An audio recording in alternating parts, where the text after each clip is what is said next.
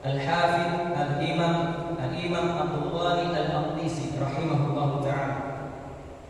Maka ada kaitannya dan kami kolaborasikan dengan apa yang ada di dalam himpunan urusan tarjih Muhammadiyah, yang mana pada halaman 45 disebutkan pula bab kitab taharah, kitab taharah.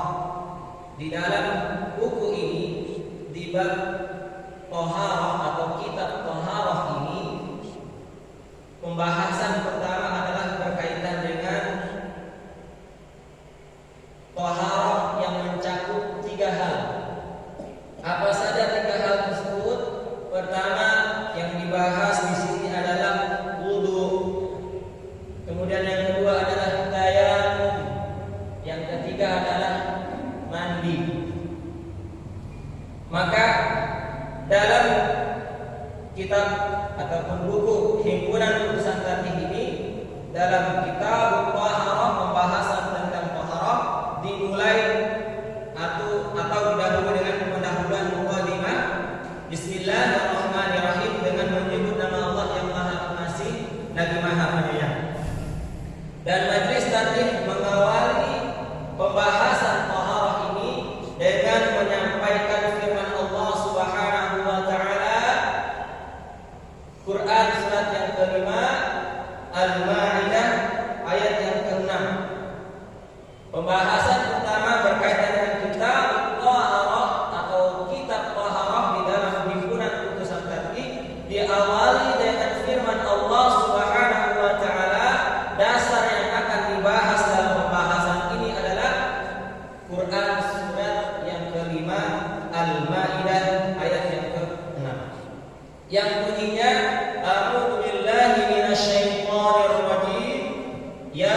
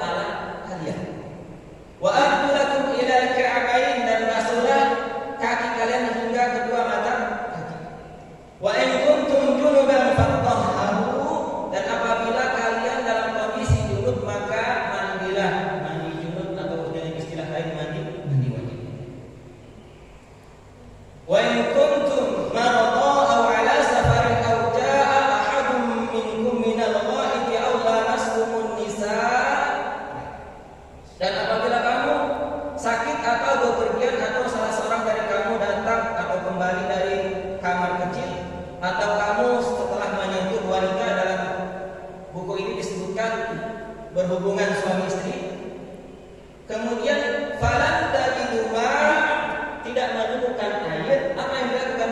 Fatayammamu sa'idan thayyiban, maka bertayamumlah kalian dengan debu yang bersih. Famsahu bi wujuhikum wa aydiyakum minhu, usaplah wajah kalian dan tangan kalian dengan debu tersebut. Ma yuridullahu liyaj'ala 'alaikum min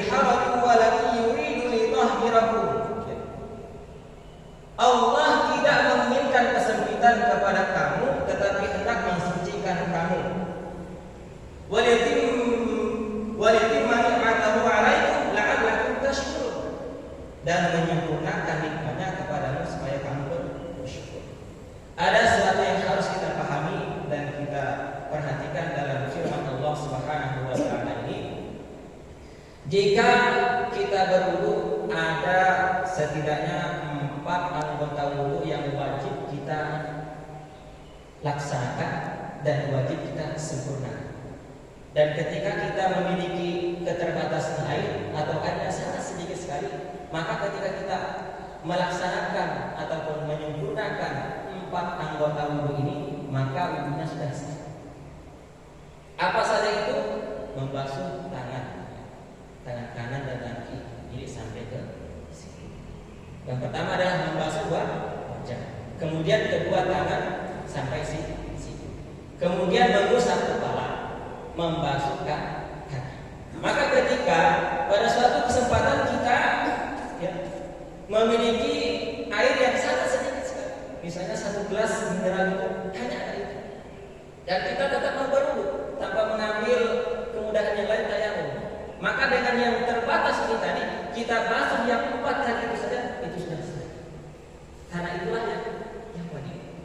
Yang wajib adalah membasuh wajah, kemudian tangan sampai siku, kanan dulu kemudian kiri, mengusap kepala, kemudian kaki. Ini yang pertama. Kemudian yang kedua adalah dalam firman Allah Subhanahu wa taala ini, ketika membasuh wajah tangan disebutkan dengan kata faghsilu wujuhakum wa aydiyakum ilal marafiq. Membasuh. Dan uniknya kata faghsilu ini tidak diulangi untuk kepala. Sedangkan kepala menggunakan istilah wamsahu bi ru'usikum. Kenapa bisa berbeda begitu? Nah, ini kan jadi pertanyaan. Apa bedanya ghasala dengan masaha? Apa bedanya faghsilu dengan wamsahu? Faghsilu dari asal kata ghasala. Apa itu ghasala? Mandi. Apa itu ghasala? Membasuh. Kalau membasuh mandi, kita kan biasanya pakai gayung misalnya, atau pakai shower ya. Pakai gayung, kita ambil airnya, kita tahan di dalam air, kemudian dituangkan ke tubuh. Begini pula ketika kita wudu. Kita wudu membasuh wajah dan tangan itu, kita ambil airnya, kita tahan di dalam tangan kita atau menggunakan keran misalnya, kemudian kita basuhkan ke anggota wudu. Tapi ketika menggunakan kata wamsahu atau masaha, dia tidak dituangkan. Tidak dituangkan ke anggota wudu. Bagaimana caranya? Ketika kita mengusap, maka di sini bukan membasuh lagi istilahnya, tapi mengusap atau menyapu. Bagaimana? Kita ambil airnya, kemudian kita tuangkan, kita buang air tersebut, kemudian kita usapkan ke kepala. Nanti terkait dengan bagaimana mengusap kepalanya akan ada pembahasan pada pembahasan berikutnya dalam tata cara. Jadi inilah perbedaan antara faghsilu dengan wamsahu. Dan ini nanti kita lihat juga ketika berkaitan dengan tayamum. Di dalam tayamum dijelaskan famsahu bi wujuhikum wa aydiyakum minhu. Menggunakan kata famsahu, menggunakan kata masaha, berarti ini sejalan sama dengan yang menggunakan kata wamsahu, membasuh atau mengusap atau menyapu kepala tadi. Karena dengan debu itu nggak mungkin kita tahan debunya sebanyak-banyaknya di dalam, kemudian ditaruh ke permukaan. Artinya bagaimana? Artinya ketika dengan debu, kita ambil debunya, kita tempelkan telapak tangan, kemudian kita tiup agar debunya hilang, atau kita ketika banyak kita tuangkan, kita tiup, kemudian baru mengusap wajah dan tangan. Inilah berkaitan dengan tata cara wudu ketika kita membasuh wajah, tangan, kaki, kemudian mengusap kepala yang ada di dalam firman Allah Subhanahu wa taala Quran surat yang ke-5 Al-Maidah ayat yang ke-6. Dan ini menjadi muqaddimah di dalam buku himpunan Nusantara Muhammadiyah. Kemudian yang terakhir, bagian awal yang akan kami sampaikan ini ada kaitan dengan apa yang kami bahas pada kemarin berkaitan dengan niat. Di dalam bahasan berikutnya pada halaman 47 disebutkan kaifiyatul wudu, tata cara wudu. Idza tawadda'ta faqul bismillahirrahmanirrahim mukhlishan niyataka lillah. Apabila kamu hendak berwudu, maka bacalah bismillahirrahmanirrahim dengan mengikhlaskan niat